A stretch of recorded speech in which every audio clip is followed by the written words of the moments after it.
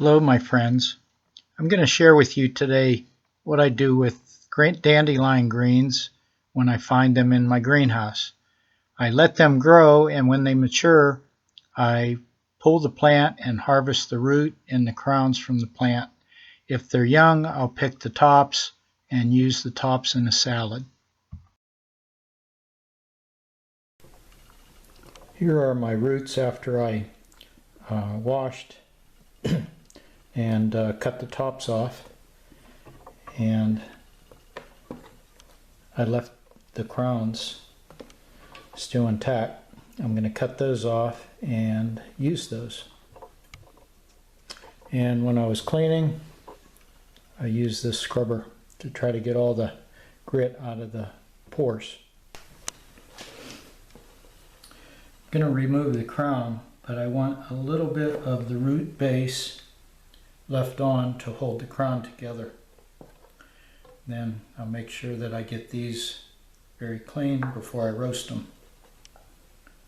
The dandelion is a wonderful plant. Every portion of the plant is edible. The roots, the crowns, the leaves, the flowers, even the seeds. So it's a plant that we should appreciate. This one is in 3 parts, and that will allow me to clean better in between where those 3 were. I set my oven to 250, and I'm going to bake the roots until they are browned. And I don't want it higher because it's too easy to burn the root, but I want the temperature up enough that it will darken the root and give it a coffee type flavor. The roots I'm going to cut into smaller chunks. These parts here will be chopped up.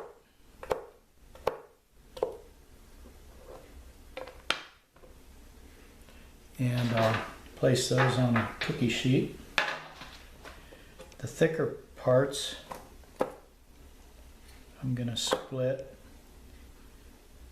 so I get most of the pieces close to a similar size, so they will cook at an even rate.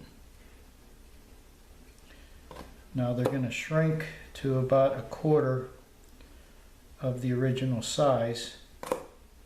So these are going to be pretty small chunks when they're done.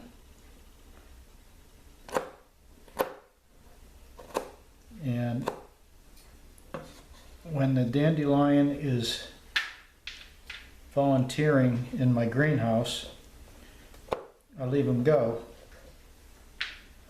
because I eat the roots and eat the plant. The tops of these were pretty old. My grandmother always ate the tops. She'd put them in her salads, and she would drizzle bacon grease over them to wilt them. And they have if you pick the young leaves, there's not a lot of bitterness to them, but the drizzling of the bacon grease, of course bacon makes everything taste good.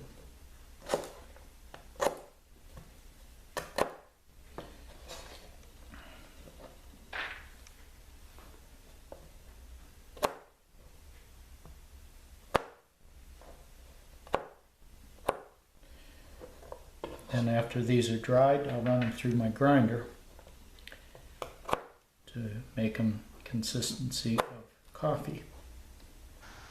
I purchased a coffee grinder from a restaurant salvage company.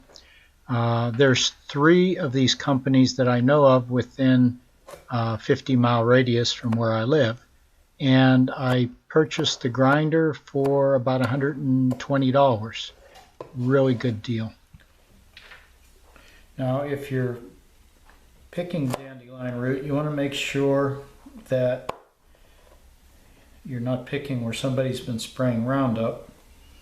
I'm sure dandelion is one of the reasons for having Roundup, which I am very much against.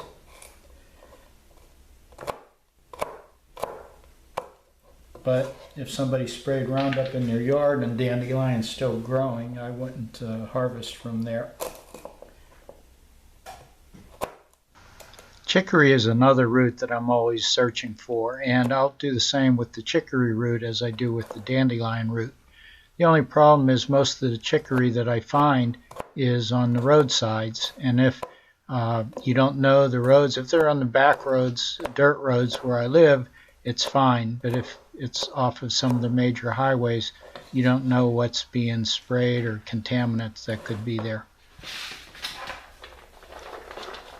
This won't make a lot of coffee or tea, whatever you want to call it.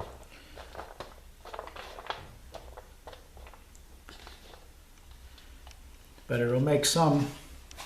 Now that's going into my oven, and I'm going to crack the oven door.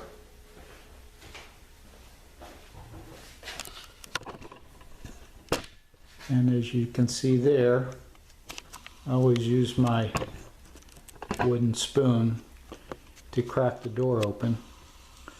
And I'll leave it cracked open while it's in the initial part of the cooking, probably an hour or so. And that's letting the moisture out. That'll be drying or dehydrating. Then after that, I'll let it continue. I can close the door then and let it go to a roast.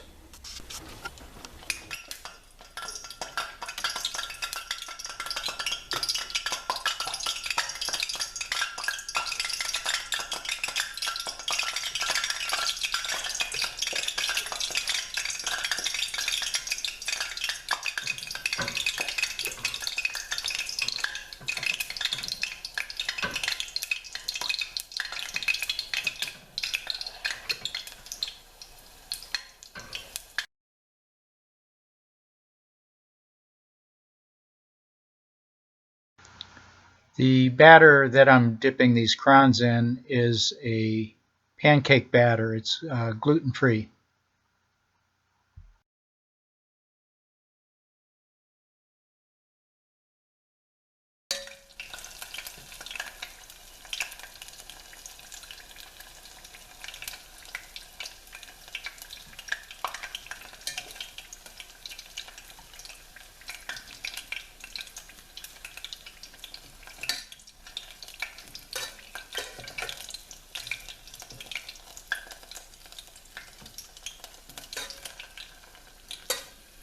Large one I should have cut into about thirds.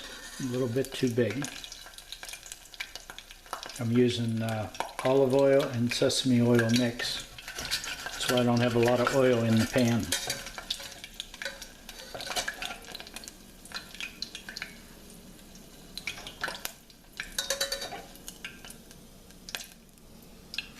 Let that cool a little bit, and then we'll go and try them. There, they cooled a bit, so let's see what they taste like.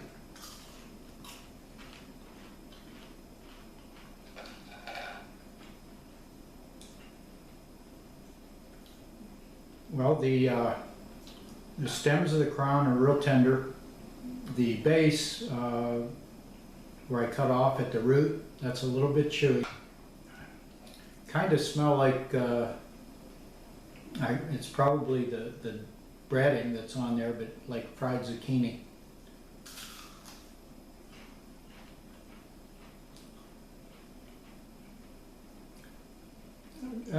Slight hint of a little bit of a bitterness in there,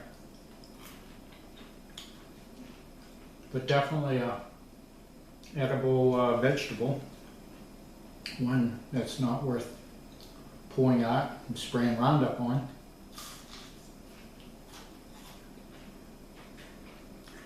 And when you do cut them, make sure that you try to remove most of the root. You don't have to eat the root that's holding them together. The tops are fine.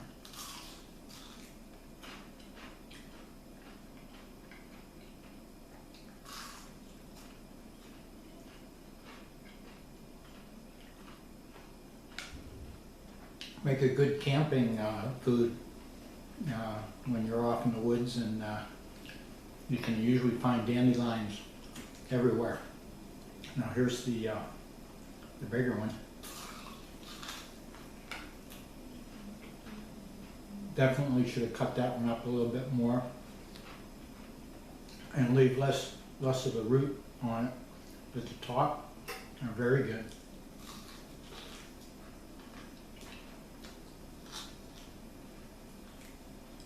And I'm not going to eat that base. That's too much. I'll save those roots for making my coffee or tea, whatever people prefer to call that. But that's one of my favorite drinks. I've been buying it all the time and making it when I can. And today I'd be out digging, but it's a rainy day. So give it a little bit more time in the oven in a few hours, and we'll see how that root is going for the tea.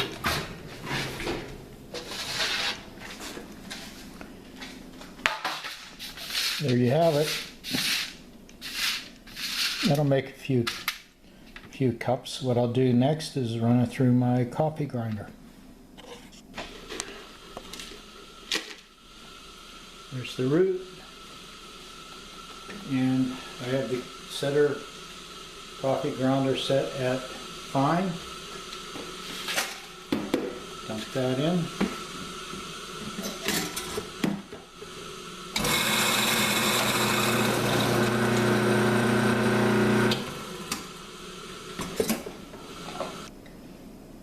That should maybe make 2 or 3 cups of coffee or tea, whatever. Not that much, it's half filled.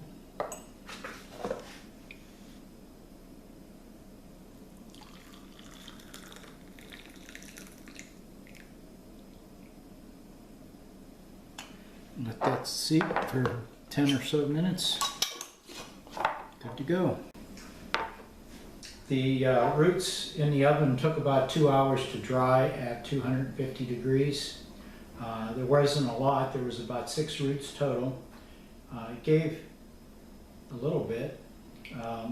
It comes out to, I'll probably get about 3 to 4 cups of tea from the 6 roots. As soon as it dries up, like I said earlier, it was raining outside. I'm going to go out and dig, and what you need is about a 5-gallon bucket filled with roots. Once cleaned and cut up and dried, that should give approximately 2 or 3 to 4 quarts of dried root. The dried root sells for about $16 a pound. So it's worth digging, especially if you know where your source is, if it's clean and if it's easy digging. My place, there's no chemicals sprayed anywhere, and dandelions are grown everywhere. So this has been about 10 to 15 minutes. The roots swelled up. It's about 3/4 full. It puffed up from half to 3/4. And it has its own unique smell. I love the flavor.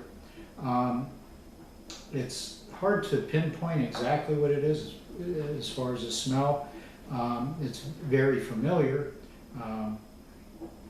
It's probably, once you start drinking it, it would be known as, it smells like dandelion root. But I get an essence of like a molasses, kind of like a molasses oat feed that you would feed your cattle. A little bit earthy, that little sweet molasses flavor with a slight bitterness to it. I don't like bitterness. It's probably why I don't like beer. But yeah, I really like this as a tea or a coffee substitute.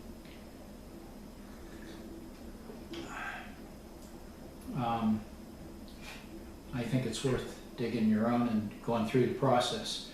The crowns, on the other hand, I would suggest if you're going to do those, they're a great source of energy and food, especially if you're camping.